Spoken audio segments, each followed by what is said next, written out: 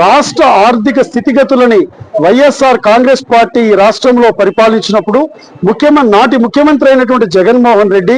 10 లక్షల కోట్ల రూపాయల అప్పులు చేసినా కూడా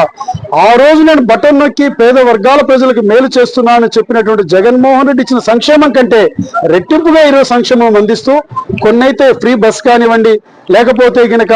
ఈ కార్యక్రమాలన్నీ కూడా మనకి ఏదైతే ఉందో 3 గ్యాస్ సిలిండర్లు ఉచితంగా ఇచ్చేటువంటి కార్యక్రమాలు గత ప్రభుత్వం ఇవ్వకపోయినా ఆర్థికంగా ఇప్పుడు ఇబ్బందులలో ఉన్న ముఖ్యమంత్రి గారు చేస్తున్నారంటే పేద వర్గాలకు అందించేటువంటి సంక్షేమం పట్ల ఎంత పద్ధతిగా ఎంత సహృదయంతో ముఖ్యమంత్రి గారు ఉన్నారో అర్థమవుతుంది.